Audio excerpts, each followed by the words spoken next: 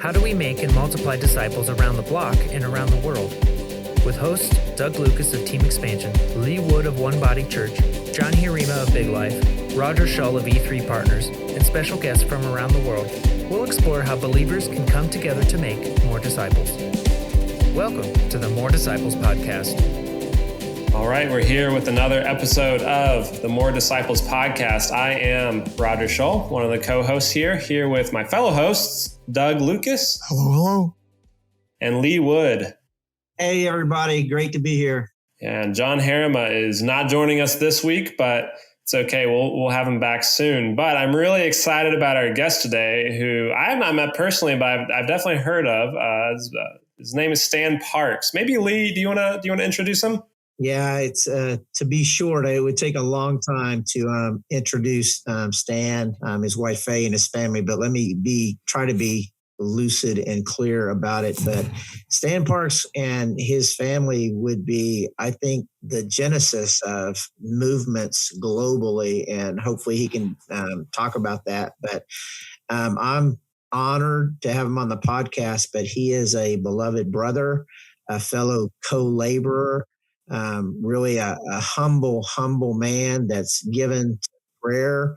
And he, I think, is he can talk about it, one of the founders of 2414.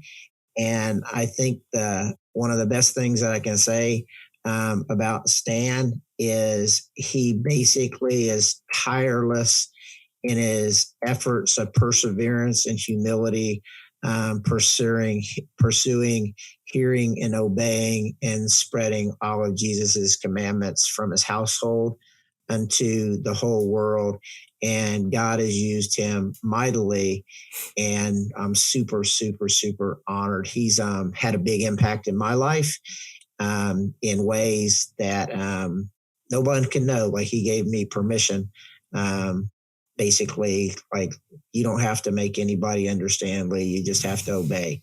So I love him with my whole heart, and I'm honored to have him on the podcast. So I'm not sure how short or clear that was. That was clear, and it was good. And you know, when I think about movements, I like to study historical movements, you know, because Jesus was the first one to multiply disciples, and it's happened throughout the centuries, all the way up until now. But Stan, you have some family history of kind of the modern wave of people pursuing disciple making and church planting movements in the 20th and 21st century.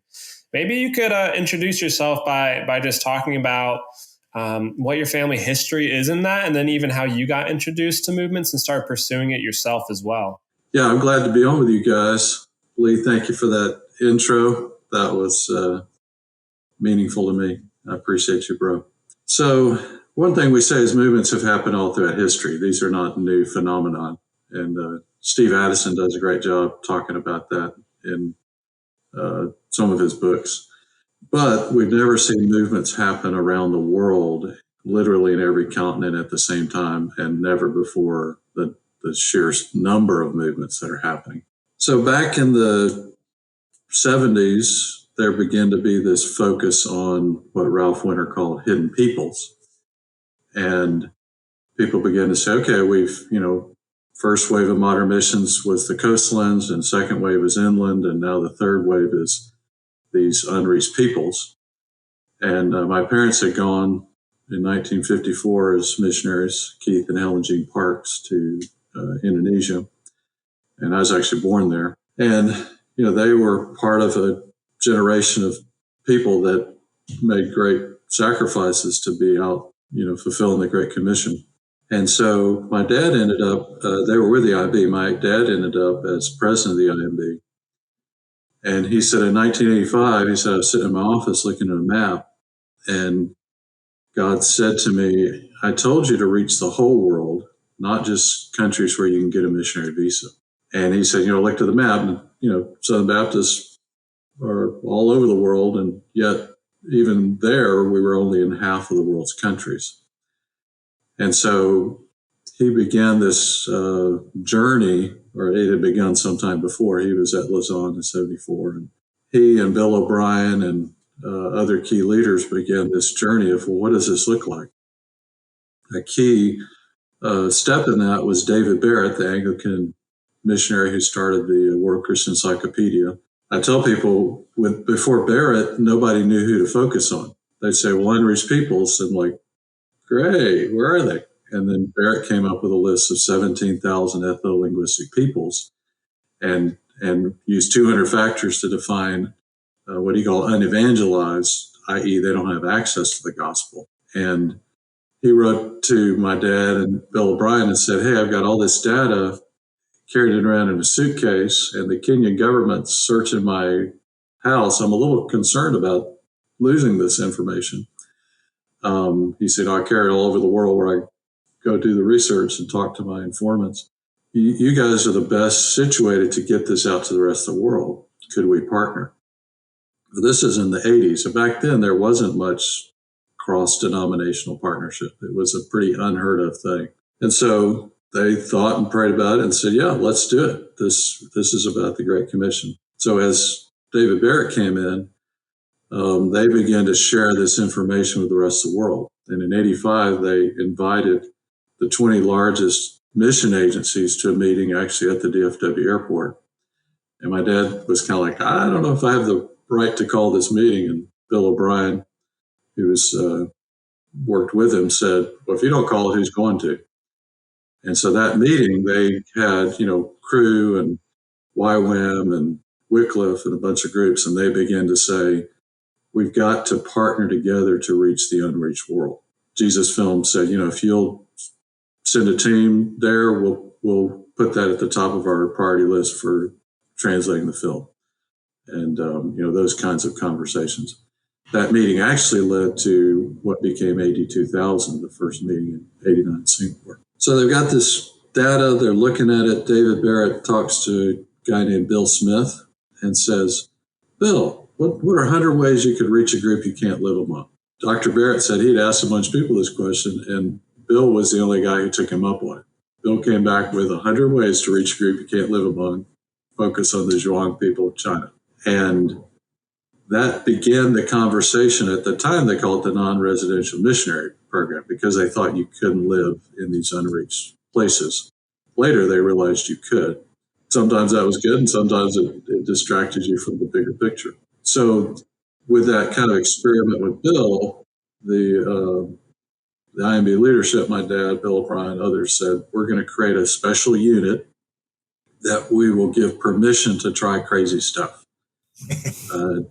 And that first group included, people like Bill Smith and Curtis and Debbie Sargent, David and Jan Watson, and David Garrison was a young guy finishing up his doctorate at the University of Chicago, and he came on board to help out with the program. Later, ended up leading the program.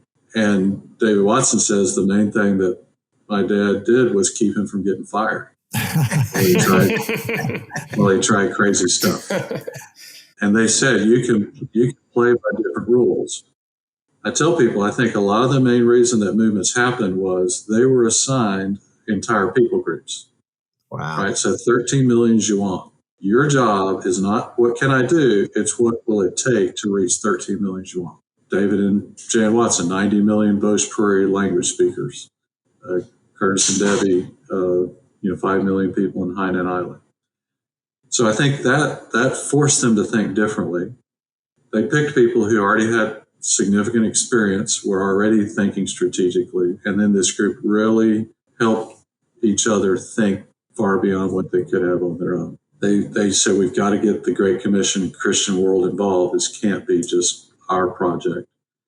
They because the need was so massive, they organized massive prayer and realized that's the fundamental thing for everything. And as Bill puts it, we tried everything and anything we could think of. And out of that, we found some things that really worked. And we, rather than doing 100 things, we honed in on the few things that did work. So I tell folks when God said, okay, you've picked a God-sized goal, you realize you can't do it on your own. You're trying to invite the whole world into this. Now I can get to work in ways I never could when all you were trying to do is plant a few churches on your own.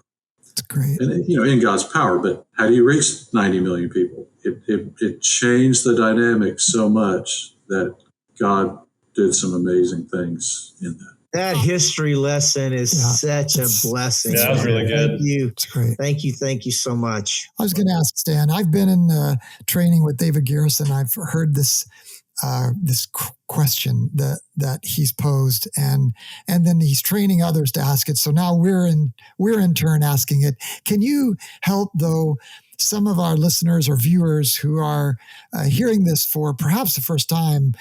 Can you illustrate for us, how is it different to ask the question, what's it going to take to reach this entire nation or people group or whatever it is that we're trying to reach? Can you kind of help us understand give us some specific ways that it changes the way we think, as opposed to if we just think about, well, I got to preach a sermon this Sunday or whatever. Help us understand how that changes things specifically. Yeah, so a great example of that would be Ying and Grace Kai, the founders of the T for T approach, and many others have learned from that. They were missionaries working there out near to China, one of the neighboring areas. And they said, when we went, they said, hey, we were told if you can plant one church every 4 years, that's great. Well, we were really great. You were planting one church a year. But then we were given an assignment to reach this group of millions of people. And we said, you know what? One church a year is not going to get us anywhere near millions of people. So that's where they shifted to an approach of we've got to train people, not just to do it, but to train them, to train others, to train others. Great. And we're all implementing as we go. So that turned into a movement that was up to probably 2 million people, latest information. Now it's kind of dispersed in some different ways, but it's probably quite a bit larger than that, but we don't have the latest figures. Yeah. So that's a great example of, I'll give you a second example. Horn of Africa, 3 or 4 years, they planted 220 churches, mainly among Muslims. Well, in anybody's book, that's fantastic. But they say, well, the problem is we're supposed to reach the entire region, and 220 is not going to get us there. We need at least 10,000 to even get started. And that point, they got introduced to some training, actually by David Watson, of things they learned in India. And now, latest, after about 15 years, they're up to about 15,000 churches. So it's the difference between, that's good to plant 220 churches, but that's not what it's going to take. And being willing to change your whole approach is the crucial thing, because a lot of people like to do what they like to do. Right? And if they're good at it, it's even harder. So people have the courage to say, well, this is good, but good is the enemy of great.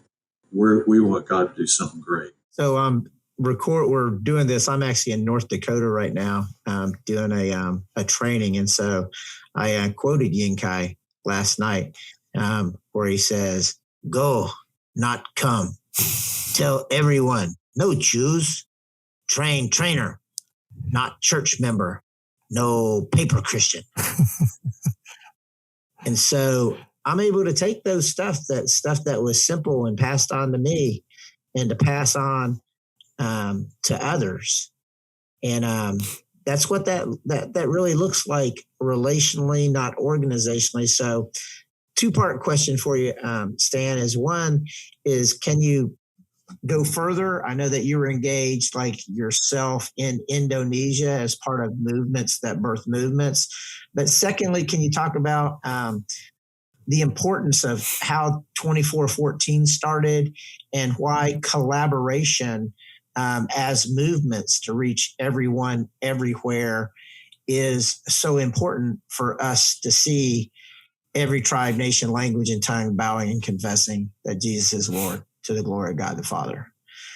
So 2 pretty tough questions that might not be able to do shortly. I apologize. I'll take the rest of the podcast probably. So I'll try to be brief.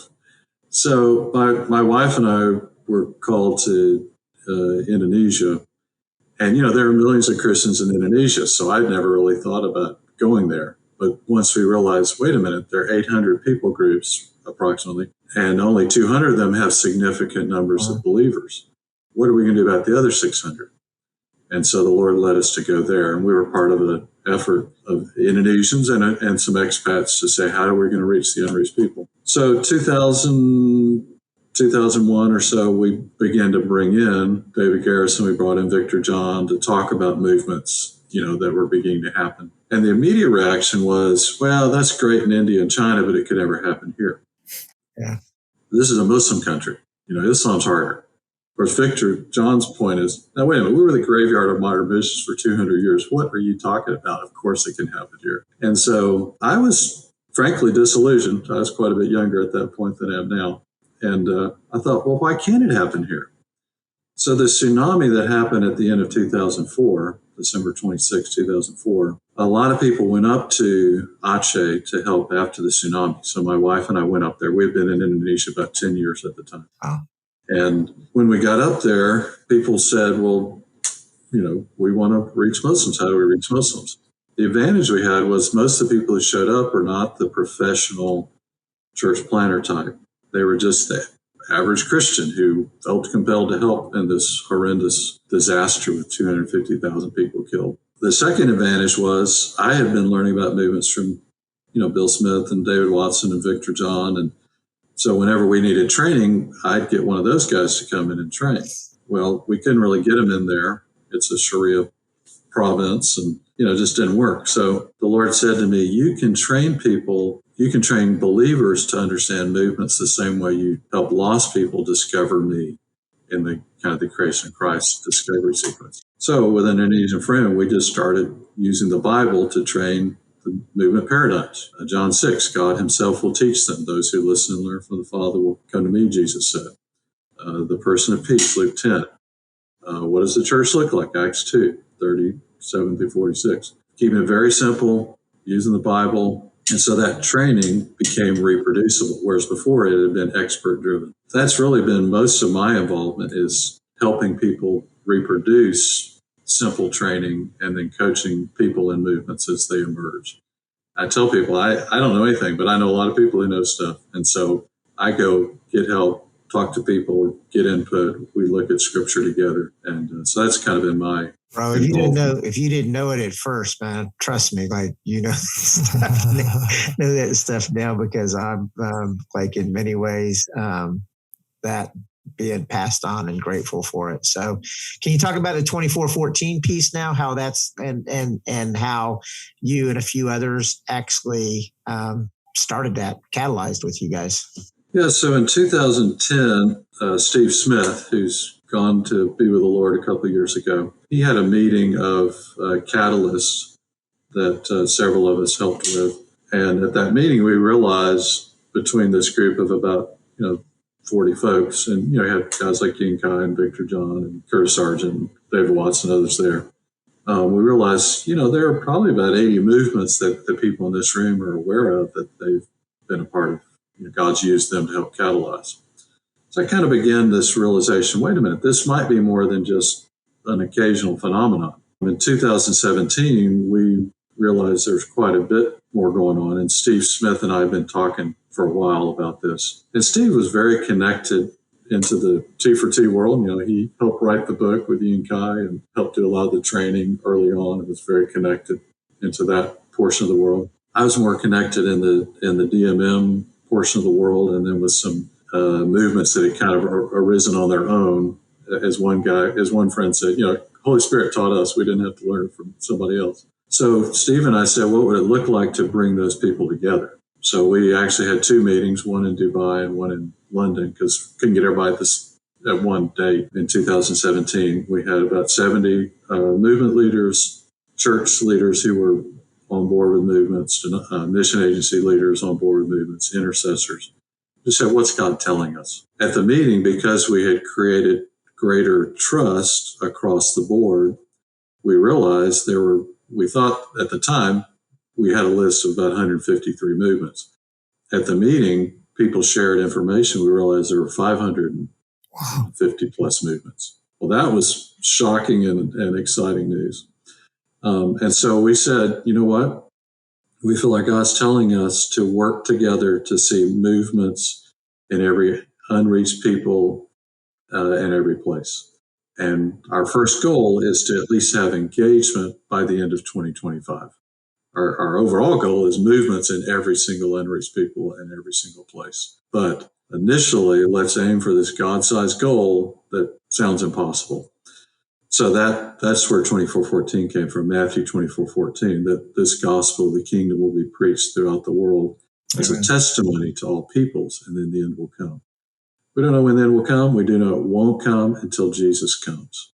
Yeah. Until the good news is shared about Jesus, and then Jesus comes. Yeah, and I think that's super encouraging to hear about what's going on globally, because I know I can just be so focused on where I'm at, like in Raleigh, Durham, North Carolina, and, got a few churches going on here, partnering with other people who got a few churches going on, and happy for that. But it's super awesome to hear just the overall, like over 550 movements. Like I think I've heard 1% of everyone in the entire planet is in a movement somewhere on the globe, which is really, really cool.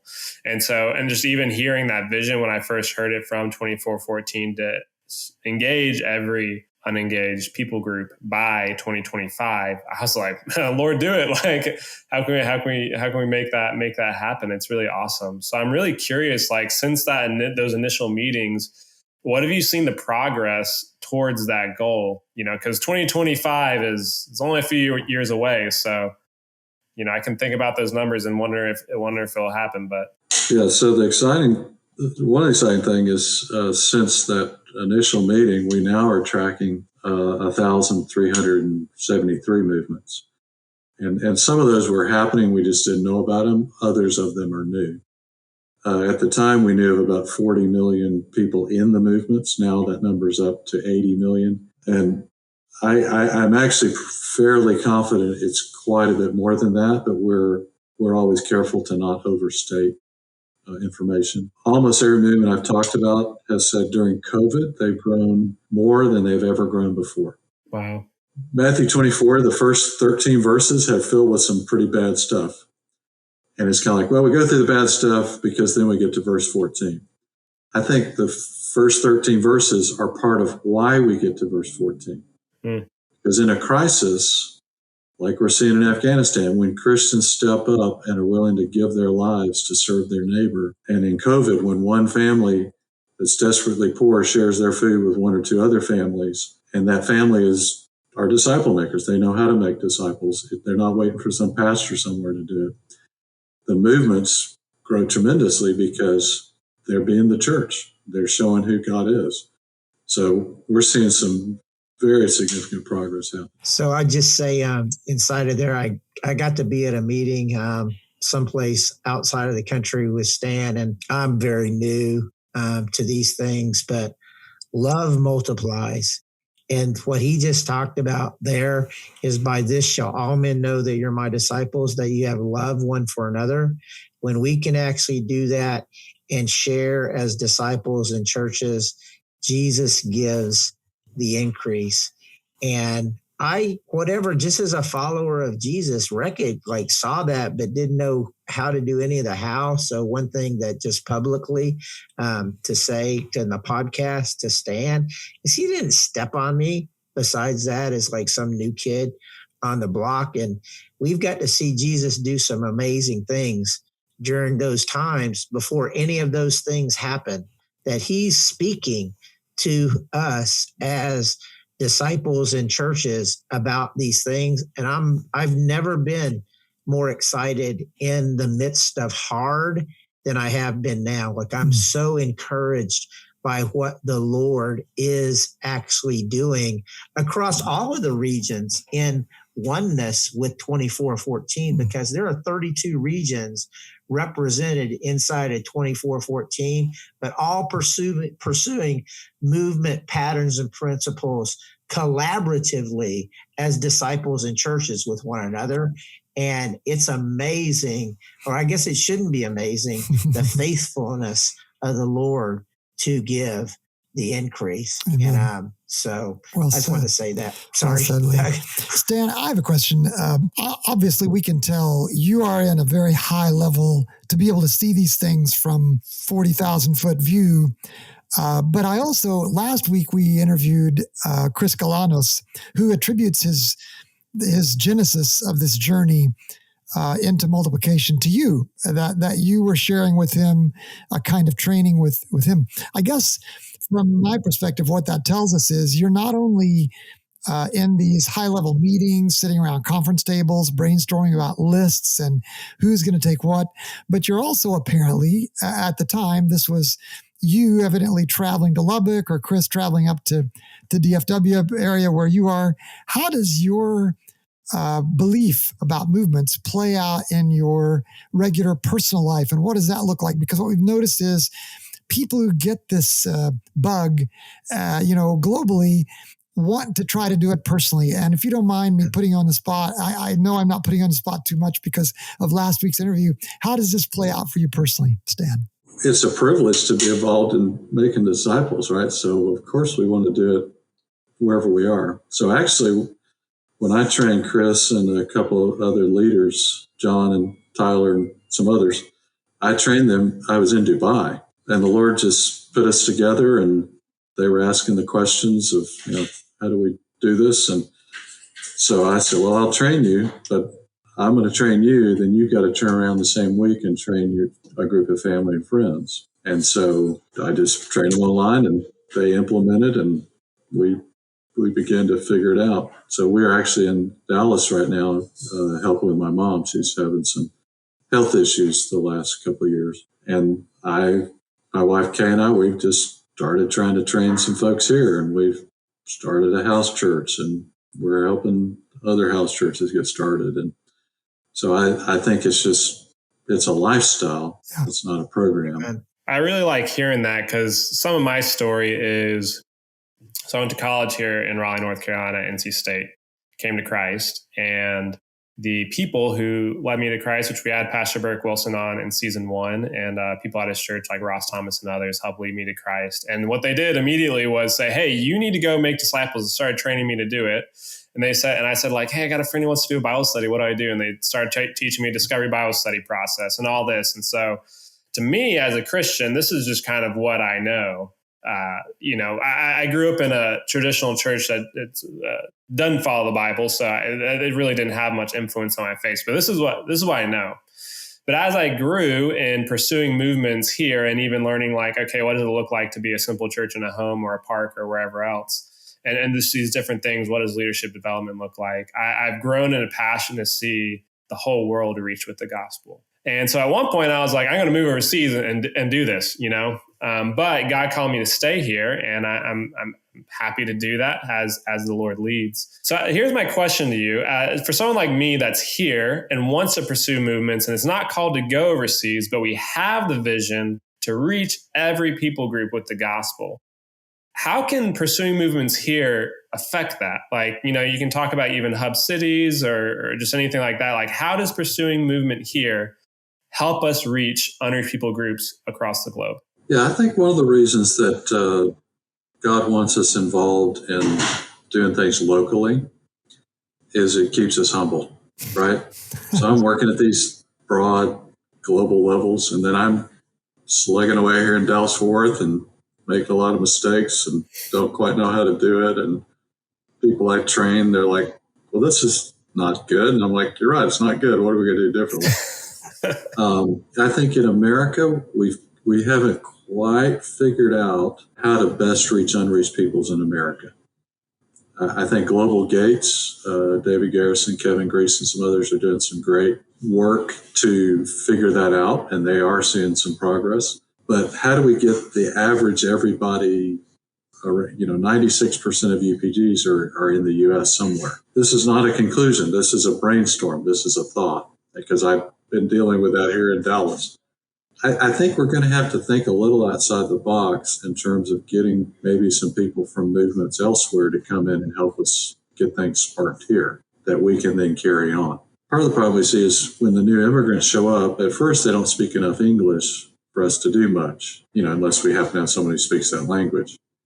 By the time they do speak enough English, they've kind of gotten disillusioned and cocooned away from the dominant culture. So I look at what's happening here. I see a lot of people making great, good faith efforts. I don't see a lot of progress. And I say, okay, what could we do differently to partner with movements around the world to reach the unreached peoples. That, if they can get some things started, let's say in Raleigh, you could help continue it on. So I think we share God's love. We reach out. We help. All the Afghans showing up in America is a tremendous opportunity. We're trying to help with some resettlement. That's a great open door. So we need to do everything we know to do. I don't think we've cracked the code on how do you reach some of these groups. And we're going to have to think a little more creatively. Everyone, I hear you. So everyone is someplace. So everyone lives someplace. So all those people live someplace in the United States, probably cities. Could you speak to, just from a 2414 perspective, because I get the lead as a person among equals. Roger would be a part of the Southeast region of the North American, connected with 2414. So can you speak to the fact that it's really hard and that it does take time and we're spread out over a large geographical area and the need for perseverance inside of that, but that we're also actually collaborating with that region to region with one another's as part of 2414. And could you just speak to that in a way of encouraging that we are pursuing that it's don't be overwhelmed, don't quit. Like it does work in obedience to Jesus everywhere with everyone. Yeah, I tell people the number one spiritual gift you need to ask God for in movements is stubbornness. I was talking a friend of ours who they've worked in Southeast Asia. He said, we worked for 28 years before we saw a breakthrough in terms of movements. He said, once you've worked 28 years, then maybe you can talk about giving up. He said, we didn't give up. And I tell folks, God can absolutely do it immediately, but a lot of times he doesn't. And I often think that is because we're not ready to handle what he's going to do. He has to shape us to be the kind of leaders and encouragers and supporters that can nurture a growing movement. And for most of us from America, we've got to shed some of the cultural baggage Amen. Of how you do church and kind of the church industrial complex and get back to the simple biblical approaches. So don't give up. God's working in you. Amen. In this process, and that's a lot of what he wants to do, right? He's preparing you to handle it. And then I think that the strength of partnering across the country and across the world is we can learn from each other. We can say, oh, great, those guys, the Global Gates guys in Houston, they're seeing some good stuff among unreached peoples there. What can we learn from them? Lee and those guys in Tampa, they're seeing some stuff happen. What can we learn from them? So rather than we've all got to learn our own lessons, we're learning from each other. The other thing is, because we're connected, anybody's progress is my progress, right? So maybe I'm not seeing a whole lot, but someone else that I'm praying for and helping is, well, great. That keeps me encouraged and kind of keeps me in the game.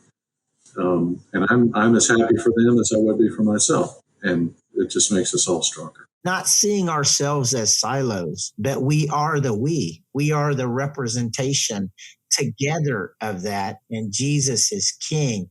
So I was talking to Curtis maybe 2 years into this stuff, not knowing anything really at all. And I said, man, Curtis, I don't think there's a lot of people that really understand, or are doing what we're talking about. Like I knew nothing, right? And I'm talking to Curtis about that. And Curtis goes, there's a lot more than there were 25 years ago.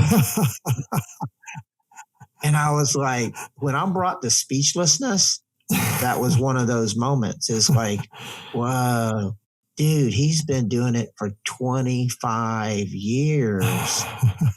And that was humbling. But I've learned, like what Stan is talking about, man, we win if we don't quit. It's the we. It's not the silos. It's not the individuals. It's the we. And that's what I love. I was an orphan, and I'm not an orphan anymore. I got a family. I got a local family. I got a national family. I got a global family, and Jesus is King. It's a great testimony, Lee. I got to just agree with you, Lee. I mean, I think working in Houston first and now here in Raleigh, like the quintessential aspect of like just learning from other people. And then they went through the same mistakes that I went through and overcame them, and being able to just learn from that and apply it to my own life. I think that's been so essential to movements, and at least in the United States and in my own personal life, pursuing it. And so I love that you said that, Stan, and how you even said, like, it's not just your fruit or my fruit. It's like we're all in this together, pursuing that. That's awesome. That's good. I have one last question, if you could, Stan. When I was going through that training with Chris Galanos, I almost felt like sometimes I was going through training with you, because of so many times Chris would explain, well, that which Stan has shared with me, I'm now sharing with you. And one of the progressions that I loved was the thoughtfulness in saying, train people to go out among the lost, and then go out among the lost. And I think when that finally connected with me, we do so many trainings. And what Chris conveyed to us that I think you had conveyed to him was, we have to now get out among lost people. Could you say something about your apprehension or fear that so many of us as Christians have created a kind of a Christian bubble because of the great job that our Sunday school teachers did with be careful little eyes what you see and be careful little ears what you hear. So we ended up isolating ourselves in the Christian bubble. Can you say something like you must have said to Chris so that he in turn said it to me? Yeah, I think it just comes back to, what is Jesus' heart? I mean, he left the 99 and went after the one. And in today's world, we're looking after the 2 or 3 and ignoring the 97. So it's much more comfortable to get in our Christian cocoon and our Christian bubble. And we have to basically have Jesus' heart to say, who is out there that needs to hear the good news? I mean, I kind of come back to, does someone deserve to hear the gospel twice when some have never heard it once? How about 10 times when some have never heard it once? Should people hear it 100 or 1,000 times when some have never heard it once? I got to think, in God's economy, how much more repetition does he want people to hear who've heard it dozens of times versus those who've never heard it a single time? That's good. Thanks. One of the key things we're recognizing is 80 to 90% of movements are started by other movements. And so one of the paradigm shifts we're trying to figure out together is, how do we try to start and catalyze stuff ourselves, but how can we put more priority on helping existing movements start new movements? Good. So just a thought to end with. Moving the hot coals. Good. Yeah.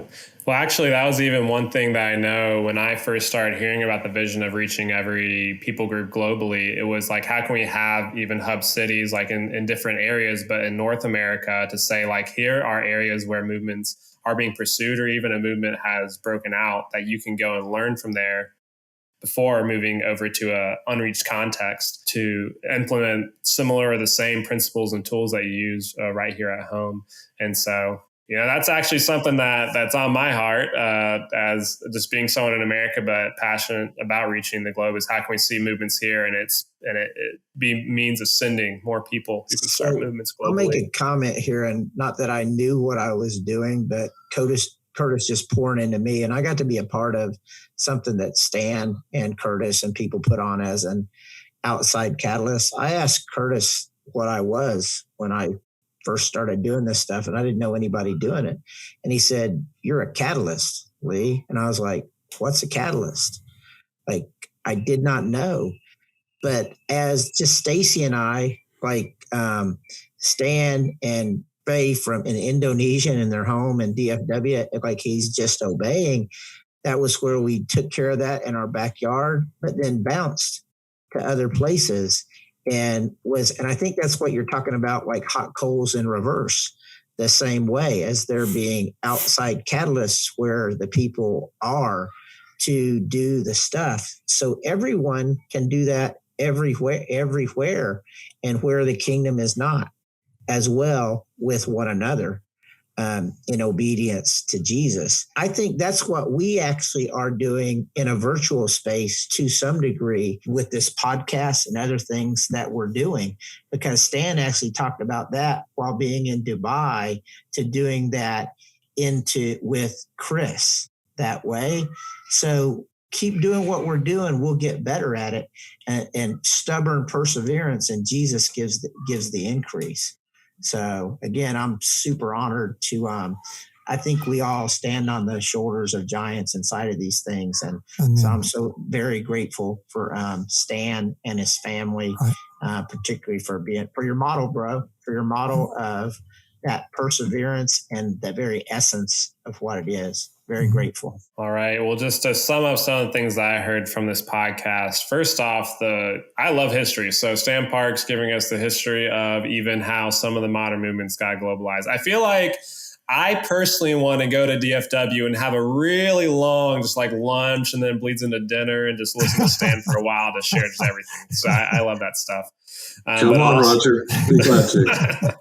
All right, I'll be making a trip down soon, maybe. But also just hearing just what God's doing globally, that vision of reaching every people group, just engaged by 2025, but ultimately to have movements. That's really the vision of 2414. But it just starting with asking the question, what about the people who have never heard the gospel? Are we going to keep on pursuing those that already have, which some people might be called to, but let's really consider God's heart to reaching the one that's lost, and reaching those that have really, really never heard.